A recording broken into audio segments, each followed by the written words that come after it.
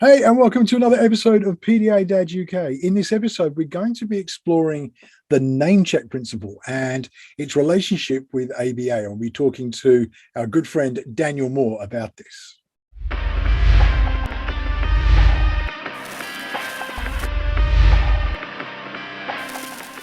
So, as I say, welcome back to PDA Dad UK. Before we go on, go hit like, hit subscribe, and ring the bell. You'll always know when new content's coming up. And I'm really trying to get to the 10,000 subscriber mark, and you'll be making a massive difference to help me get there. So please do go do that. As I said, we are going to be examining the name check principle today. Now, the reason I wanted to explore this is it's something that on my group on Facebook keeps on coming up, people referring to it, and there's a lot of mystery surrounding it. And when I was thinking about this, I was reflecting on our discussions with ABA and Daniel, who was just an amazing insight into really what goes on with ABA and the effects it has on actually autistic people, being an autistic person himself. So, Daniel, welcome back to the show. Thank you. Good to have you, my man. As I say, I reached out to you based on the fact that your knowledge and your experience with this side of it, and the fact that you've obviously got that amazing autistic perspective on these things, is just a fascinating thing.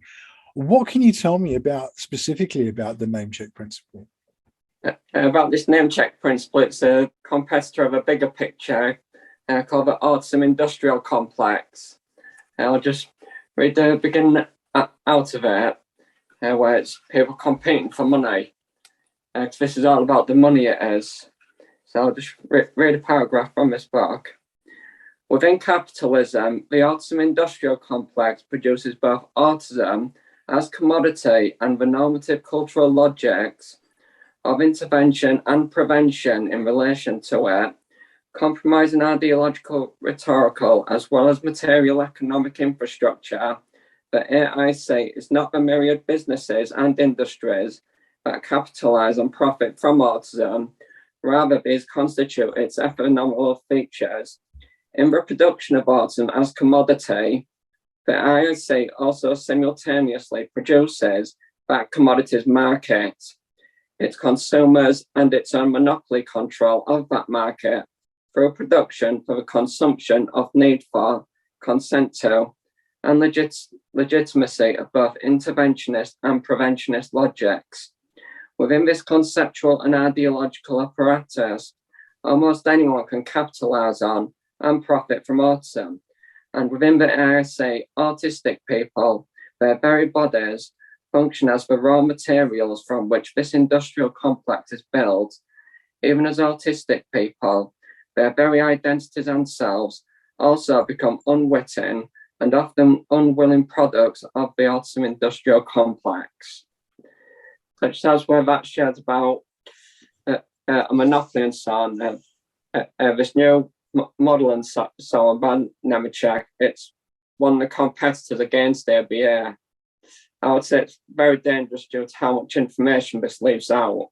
The way it basically does it is it's already got the flawed assumption that he knows the cause of autism, but it's something called SIBO, where the S stands for small intestine bacterial overgrowth. It claims that is the cause of autism. I've heard this mentioned a lot. In fact, it's something that comes up, and I know that I just want to step back a bit before we get into that side of it. What you're saying there is so fascinating. There is an entire industry built around autism and profiteering from it. And so you've got these therapies that exist that are designed to cure, which is just the most abhorrent thing imaginable. But it's all focused around almost the insecurities and the vulnerabilities that parents, carers, and autistic people themselves have. And it's trying to profiteer by peddling magic cures, if you like. That's what that's basically saying, yeah? Yeah, when actually just using it to make money out of it. Before 1994, I wouldn't have been considered autistic. People wonder why the diagnosis is shooting right up all of a sudden. Back in 1994, they changed the criteria to who can be autistic. And that's why people like Albert Einstein were not diagnosed, people like Mozart, all these historical figures suspected to be autistic, but were not diagnosed because the criteria was much more narrow back then. But as the time's gone on, they've made more profit by making it wider to fit more people on, to make more potential clients for the therapies and cures, as they like to call it. Yeah. But just to make money out of them. Because this man's book of this protocol, it's online, selling it for £150 out to parents of fear. Say if we take Albert Einstein as an example, he developed healthily throughout his whole life, his brain and so on. But if he was autistic, as that's very strongly believed, we saw that it happened healthily and so on. But these kids get diagnosed around the age of 2.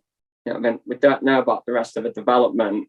And the doctors bombard parents with fearful statements. And so saying, oh, your child's got no future. Such as I said back to my dad that I've got no future. But by my dad not putting me in the interventions and so on, we found that I've developed safely and so on. Because they seem to be very illogical in thinking about, as we mentioned, ideology. It's all based upon this bunch of ideas of a normal person. And so on. Anyone who does not fit the normal person, there's something wrong with them. Well, it's that old trope, isn't it? I mean, it's an Einstein quote, which is, if you're constantly evaluating a fish by its ability to climb a tree, it's always going to be deemed a failure. And so you get this mindset.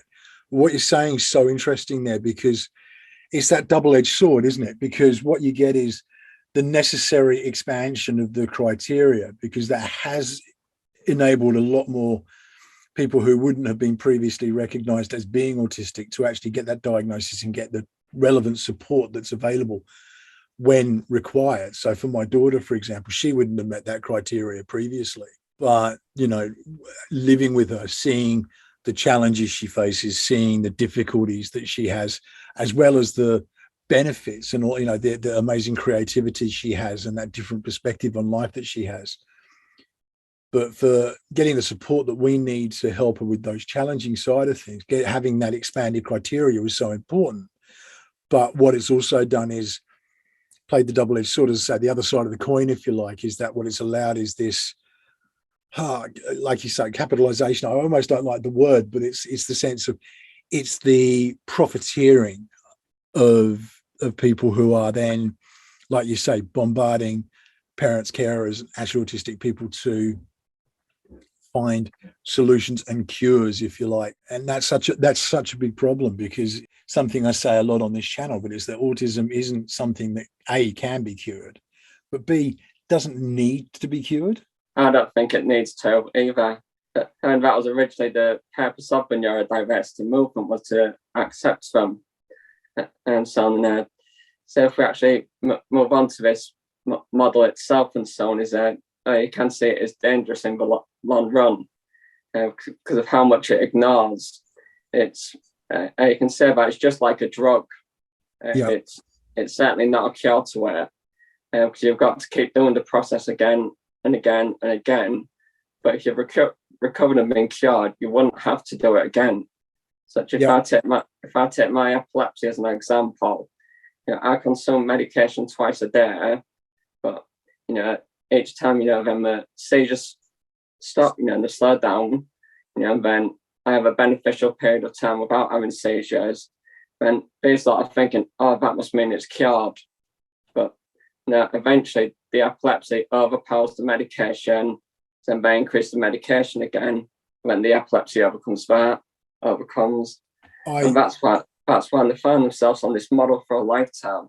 I totally understand that. My wife's epileptic, and we have to, every now and again, we have to go through this process of shifting medications because the body or the mind has adjusted to the medication that she's on. Yeah, and it's the same thing with this model. Is like, it goes with the gut and so on. It thinks it's just the gut that's all there is to it. And where he puts fish oil, olive oil inside of it, and something called inulin. He goes putting this inside people's gut and so on. But all this does is cleans out some bacteria, but he hasn't done a thing about why was the bacteria there. And the bacteria comes back, and then they're back to square one. Yeah. And I've read testimonials about this protocol and so on, and parents go saying often that oh, it's done great, my child's speaking after 2 weeks. And then you find those who've been on it for about 3 months, they're saying, oh, but my child's gone back to this now, is scared that someone's behind the tree. Yeah, and you find that it's just caused issues on another part. So I got rid of one issue, but caused issues elsewhere. This is an interesting thing, and it's this whole gut bacteria thing. That's and obviously what the Nemecheck principle is really sort of keying into here is that there's this, and it is something scientific in there, that there is this presence of bacteria in the gut. But there's this problem that I have with a lot of these things, is that it presents, they start with making things sound very logical, and it's this, and this is the solution, and there we go. But the problem is that then it sort of has this little twist to it. So it becomes this potential cure, but like you're saying, it can then present further complications. What it's also doing is that thing where anybody who takes, the Yakult and all that kind of stuff, where it's, they're supposed to promote intestinal health and all that kind of stuff, you're going to feel the benefits from it. And just because a child is responding positively to something that is treating something that maybe is an imbalance, doesn't mean you're curing the bigger picture. And it might be presenting some benefits, but like you say, it can then present more complications down the track. And that's what you're saying, the testimonials that you've read are showing. Is that right? Yeah, it's showing that it was seemed all beneficial at first and some, but then later on down the line, it went out. And someone said it didn't work at all on their kids. And one of the things which annoyed me is Nemecheck himself, he goes saying that our brains need to be repaired. So in that way, he's claiming that we are broken. So yeah, he's already using that commodification already, making it like we're a problem. Yeah, and then takes it into almost the eugenics side of things, doesn't it? Yeah, and that rationalizes. And then science is also a language as well as a method. And that's why people like ABA and this Dr. Nemecheck, they go taking language from it, like where it's used epigenetics, it's used autonomic nervous system. When you hear people using this terminology too much, they're just taking it to make their claims sound legitimate, but it's actually very illegitimate. So just one of the responsibilities of a scientist is to remain skeptical. Always got, a scientist must always be critical, but all these interventions and so on, these people offering herbs, offering interventions, they do what's called scientism rather than science itself. So from my view altogether, I actually think so many things that they claim to be problems are not problems at all, really.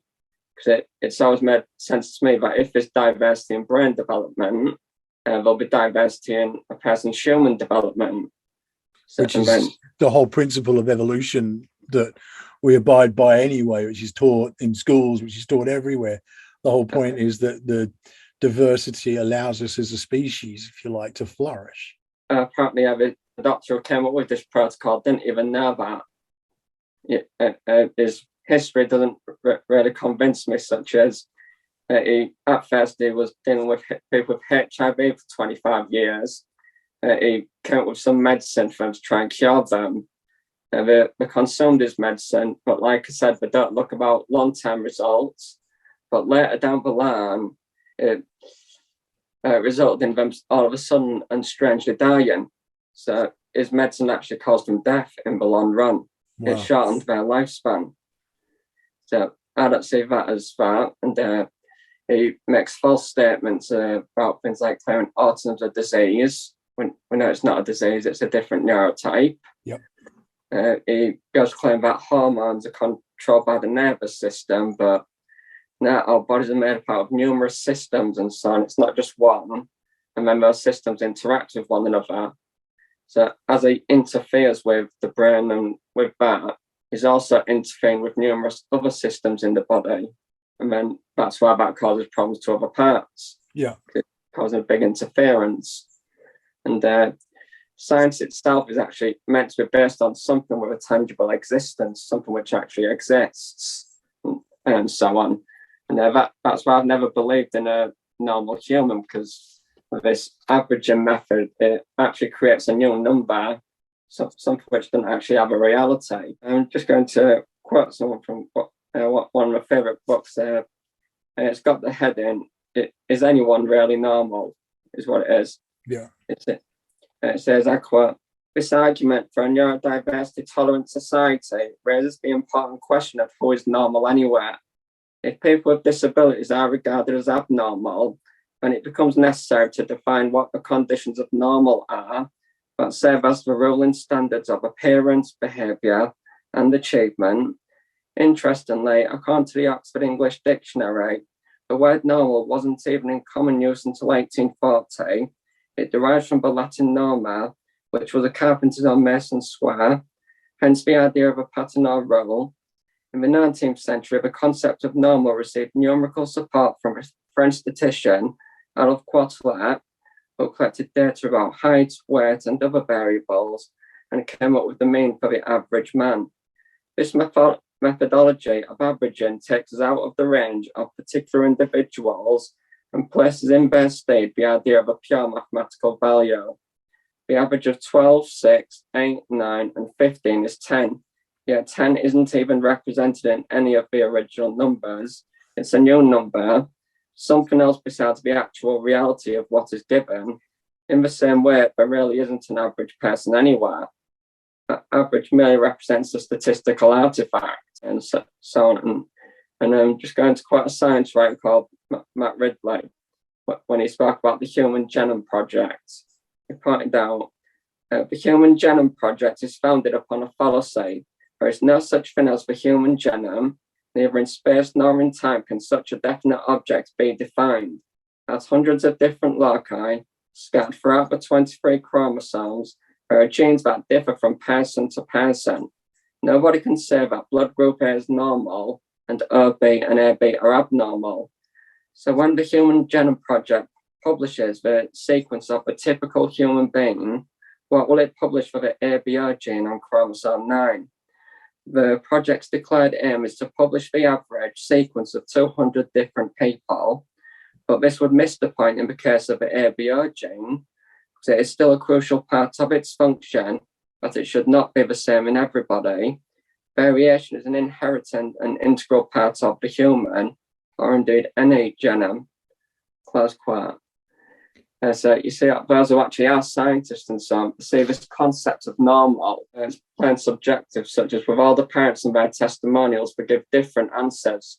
So by getting different results every time they do it to a different person, that means it's subjective, but science evidence is meant to be objective.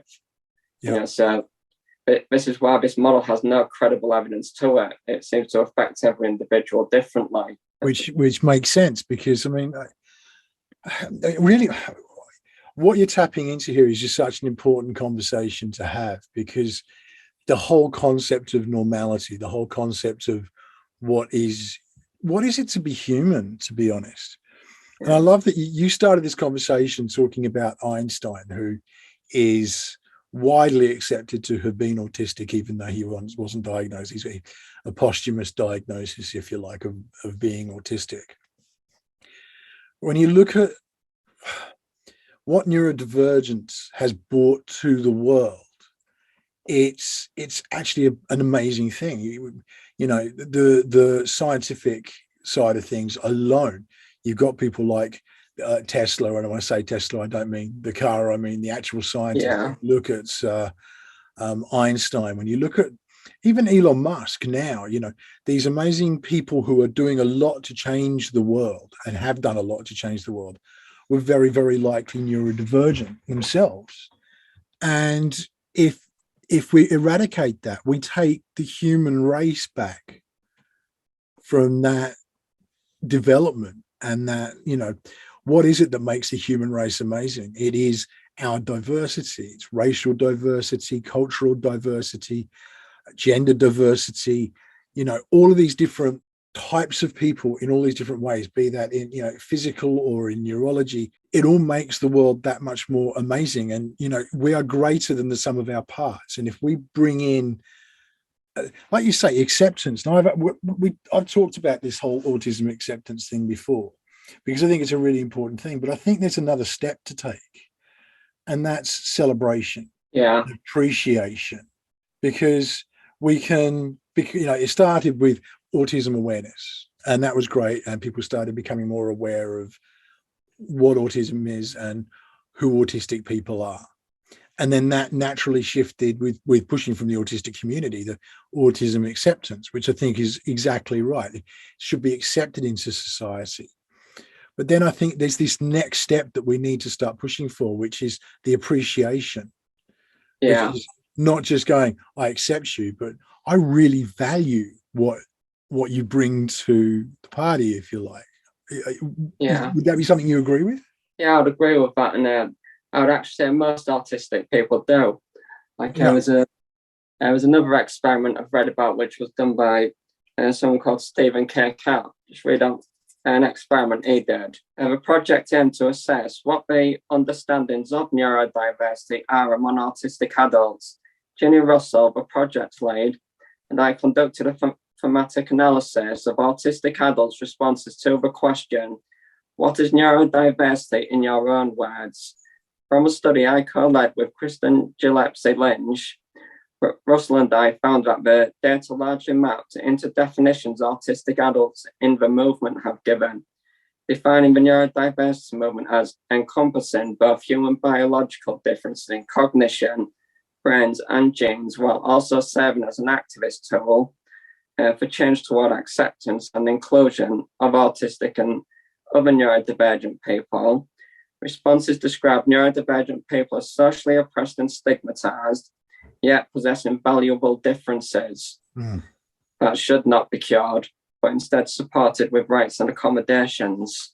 So all the autistic people could already see valuable differences rather than just looking at everyone with things like ADHD as something wrong. Yeah. It's this perception that it's a fault, and it's not. It's a difference. It's a different world perspective, a different mental capacity and understanding. And, we benefit as human beings, as the human race, if you like, we benefit from all these neurotypes in the world. It's like we keep trying to sever a part of our own body, if you like. If you want to look at it as one single human being, we sever a part of the neurodivergent, that element of society. We eradicate it. It's not unlike cutting off an arm and then wondering why we're not functioning as well as we were before.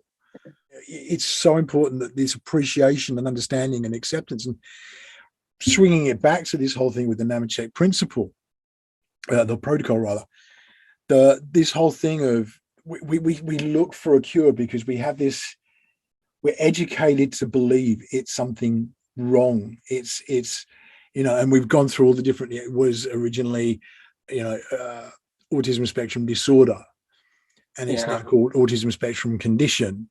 But even that, it's something that is, the word condition invites the perception that it's a fault. It's something that you live with that shouldn't be there. And this is what they call the politics of fear.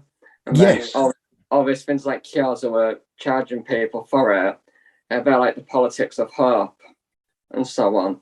Yeah. Such things like ABA and so on, they've been dealing with other businesses outside of their own, such as with private equities, that ABA now makes approximately $17 billion per year. And actually discredits alternative methods which can be more effective. That I like just as the author said, describing it as monopoly. Yeah. It's like we're all playing a game of Monopoly, using autistic people as the currency. What it does is it plays on what are natural insecurities and vulnerabilities that people have. And I speak as a parent, and I'd love to hear your feedback on this, because obviously it was important for me that we got the diagnosis for my daughter for being autistic, for her PDA profile, for sensory processing disorder, for the ADHD, all this kind of stuff. But purely because with those diagnoses, I'm able to support her in the challenges they present. I don't want to change who she is. And speaking to the number of actual autistic people I have, and that's not nearly enough, but I saw an interview, it was a documentary Stephen Fry did on bipolar disorder, being that he has bipolar disorder. And he was interviewing Carrie Fisher. He interviewed a lot of famous people who are diagnosed as being bipolar. And the question he asked all of them at the end was, if you had a switch, if there was a switch there and you could flick a switch and your bipolar would be gone, would you flick that switch? And every single person said, no way. Carrie Fisher's response, no, I need those voices. They're my friends. And I find the same thing speaking to autistic people, that once they've come to understand and appreciate their differences, the challenges, but also the benefits and the beautiful side of things, not one of them would change who they are as a person. And when I sort of talk about this thing with getting my daughter diagnosed, it was really important, but it was to support her. And I understand the fear a lot of parents have, and like you mentioned that it plays on the fear. Raising my daughter has been an incredible challenge and continues to be so. Some of her behaviors are,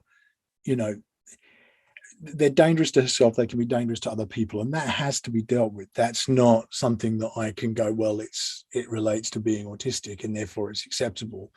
That's like saying a psychopath is quite okay to become a serial killer on the basis that that's just their neurotype. It's like, no, there's still right and wrong in the world, and you've got to adapt that in. As an example recently on a forum, for example, there was someone who came on the autism forum talking about an autistic boyfriend, saying about being abusive or something.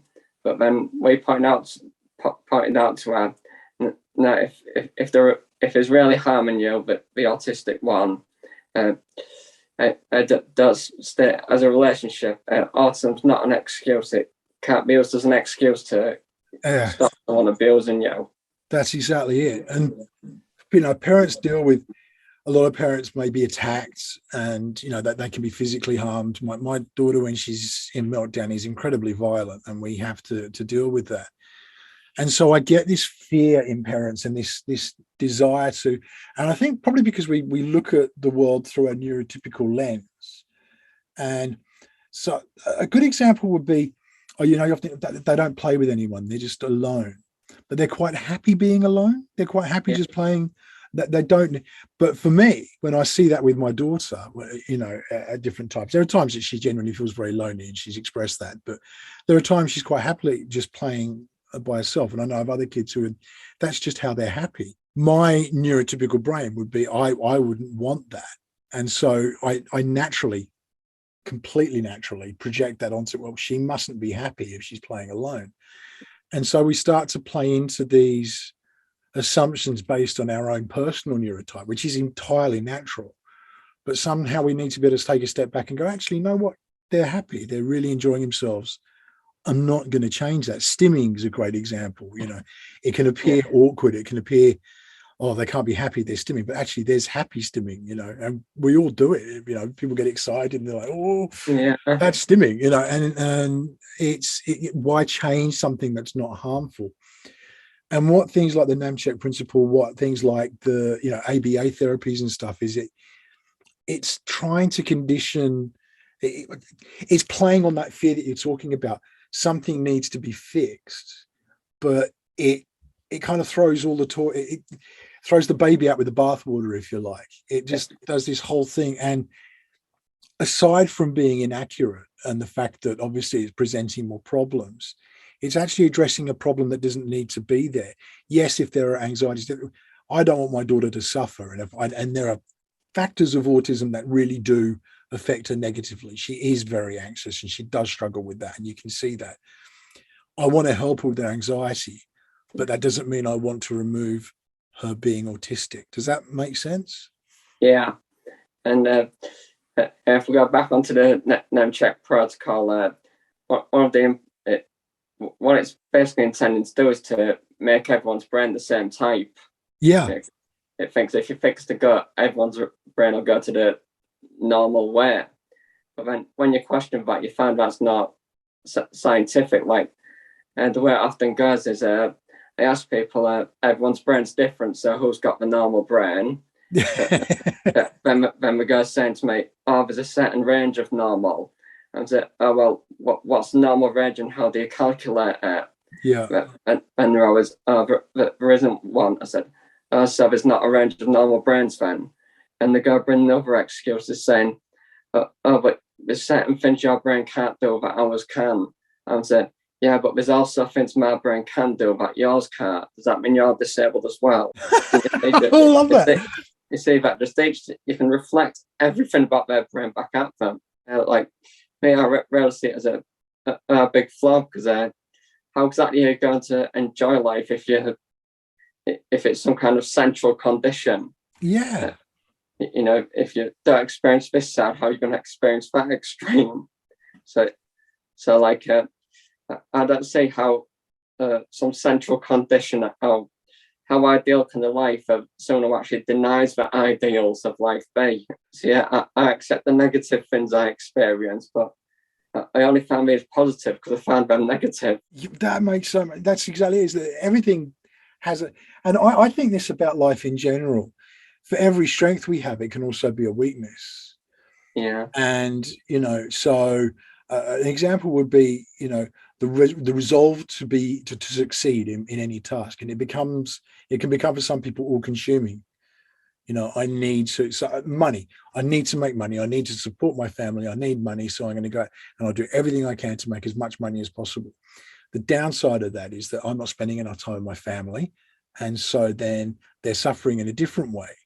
So what can actually be a strength is this determination to support my family in one way can lead to a negative on the other side of it. Yeah. For my daughter, she has this inability to accept the word no. It's part of being a PDA, or having a PDA profile. And that inability to accept the word no will be a strength for her, because it's like if someone tells her she can't do something, she's going to prove them wrong. Yeah. By the same token, that can mean that she may embark on fool's endeavors of things that just can't be done to a point, and may be harmful to her if she does. It's that yin and yang, if you like. They both exist together. And it's one of the dangerous things which shows the long-term negative effects of this Nemecheck Protocol is it doesn't acknowledge that our life experiences, what's happening on the outside, but also influences our brain development. Yeah. So while this person's trying to redevelop a person's brain, they've got one person doing it there, trying to develop it. Then you've got your experience around it going, when it's clotting together. Yeah. It's going to disturb things. And when they stop entering that, it's going to be a different system now. They've stopped including that in the development. That's the big. I mean, you yourself, you were the one who put me on to researching the amygdala, which I did in a recent episode based on your recommendation. And it was fascinating because it shows actually the brain development of the amygdala, or the development of the amygdala in the brain, I should say, is different with neurodivergent people. And the way it develops, the length of its development, the number of neurons involved. Check out the episode. It was something I found fascinating to research. But what this whole Nemecheck protocol is ignoring is the fact that they're trying to blame what I consider autism is a whole body thing. It's not just the brain; it's physical as well. It's everything. Like what we say, it's based upon ideology. Yeah, it's just based on ideas. It's not something of actual reality. Like how exactly did they decide which behaviours are autistic and which are not? Again, based on personal point of view. Yeah, and that's why this whole thing, it's not really scientific. This idea of a normal brain or normal human, because it's entirely based on personal points of view. Such I ask them when they say stimming's abnormal, I say, well, that's not scientific. It's not a fact. And then point out, what's the formula? How do we determine if something's normal or not? What formula do we follow? I had the chance to speak to a chap early on when I was doing this channel, who fascinating guy, and he was talking about the fact that stimming, why would you stop it? Because what is stimming? And he was like, if you go out and you do a bit of retail therapy, if you're stressed and you need to, so you go out and you do some shopping, that's a form of stimming. And if you find exercise helps to release the tension and the aggravation or pressure, that's stimming. But the difference is they're just socially acceptable forms of stimming that people don't notice. And so it's that whole thing of everybody stims, neurotypical, neurodivergent, whatever your neurotype. But it's what is considered acceptable. And really the only thing for me now, having lived in this world for a while, the only unacceptable form of stimming is if it's hurting a person, and that be the person themselves or the other person, because that's obviously not healthy for anyone. Yeah. Other than that, just let people be what they need to be to manage their own neurotype. I just think it's ridiculous. Yeah, you can see that the whole problem is based on the concept of normal, thinking of the normal human. Yeah. And that's basically the root of the problem of what brought them to the ideology of autism, and then what brought them to trying to make everyone the same. Yeah, so you can see that's the main whole problem, that those who are not willing to accept diversity and actually embrace it and appreciate it, that they're the ones who've got a problem. Such as where I spoke about the double empathy problem before. One of the studies we conducted was where we got some autistic participants and some non-autistic, and they got them to talk one-to-one with each other for 5 minutes. What we saw was all the autistic people were just naturally accepting of the others, but not all, but the majority of non-autistic participants, as soon as they'd communicated with an autistic person once, but we didn't meet the expectations, that's it. They generalised all autistic people and immediately disliked the next one they saw. So you can see they're the ones who've got a problem. And I think that's true. I've said this before, to my own shame. I think I was that kind of person prior to landing in this world of neurodivergence, which I'm so glad happened, because it was something that,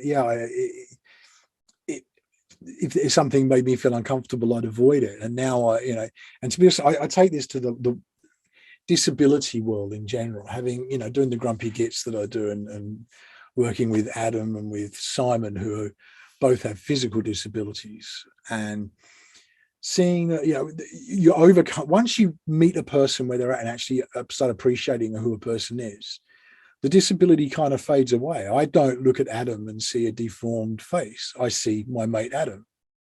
Yeah. And I think it's that thing. We need to sort of embed ourselves in the world a bit. And if you want to understand what life's like for people who have physical differences or neurotype differences, if you like, then spend some time with them, because you'll start realizing they're just other people, and then you start to appreciate the uniqueness. So if someone was to say to you, I've heard about the Nemecheck Protocol, what would you say to them? What would your recommendation be to do? I would say, first of all, don't accept any kind of oils, herbs, or any kind of cure. Just don't accept it if it's saying it's a cure. If it comes to something like ABA and so on, be very cautious. Make sure you question them, and then with this cure or so, before actually going through with it, actually find out about the one who's made it up, and actually see, can you actually trust them? Do you really think you can trust his work? And actually remember that, going by the fact is charging everyone for money on his own official site, you can see that is full of bigotry, because the parents who've got these negative long-term results, everyone asking them questions saying, I still rely on it, but it's not going well at the moment, what should I do? But then he just says to them all the time, oh, you didn't read my book thoroughly enough. Oh, no, you didn't do that right. But he can never provide them answers to their questions. So he inverts his model. He can never provide answers to things. All he can do is charge people money for his book and his oils. What I want to say to people is, if it's something that's coming across your field of vision, if you like, if somebody's telling you their success story of having used the Nemecheck Protocol and used these things, and I think it's like camel's milk and all kinds of things that get put forward to be solutions and cures that can help. Do your research. And when I say do your research, don't just Google Nemecheck Protocol. Google Nemecheck Protocol pros, Then Google Nemecheck principle cons. Events like long-term effects. Exactly. And you'll find that's one of the ones that it's very hard to find any of them.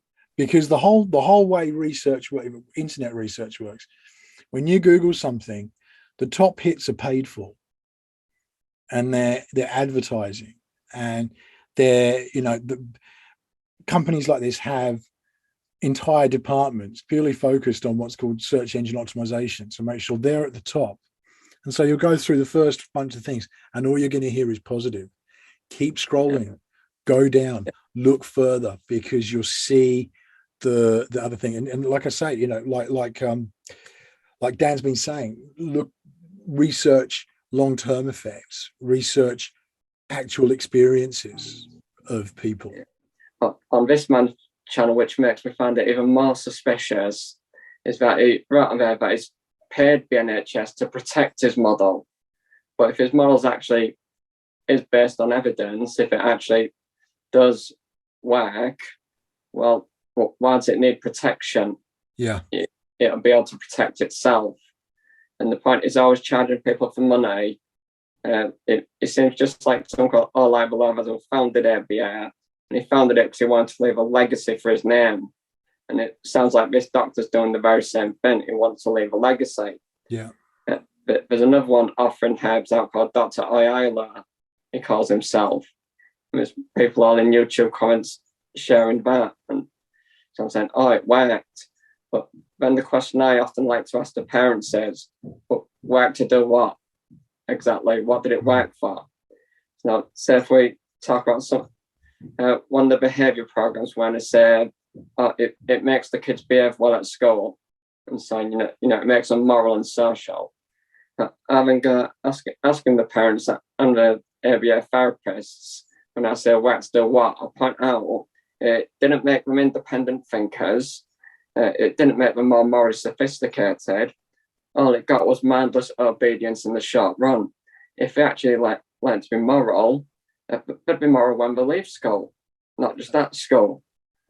And so on. And then, since they actually teach obedience, they don't teach disobedience, they didn't teach independent thinking. So later on in life, when these kids become adults, because all they've been taught is obedience, but they just obey everyone, even if it's an immoral order. Absolutely. So in the long run, there is indeed negative effects on all these interventions, which is why we only target kids. If you did it directly to an adult, you'd immediately see the result. Dan, I want to thank you so much for joining us and talking about this. I find your level of research and your personal perspectives really do lend so much experience and influence to this, and it clarifies so much for me. So I just want to thank you so much for joining us. Thanks for having me. And we will definitely be hearing more from Dan down the track when we've got things like this. I think Dan's going to be my go-to man from now on for these really technical and when we really want to get into the juicy meat of some of these issues. And it's fantastic. Please do go hit like, hit subscribe, and ring the bell. You'll know when new content's coming on the channel. You'll also be helping me to hit that 10,000 subscriber mark. More importantly, I want to hear your feedback. Have you used the Nemecheck protocol? Have you had those experiences, positive or negative? I'd like to hear about them. Please do put them in the comments. If you've got anything that you've got to add to this, if there's something that you think needs to be addressed, we can do a follow-up to this, and we can address this. So please do chuck them in the comments. It makes a big difference, and it will be really interesting to follow that up down the track. Stay safe, and we'll see you again on the next episode.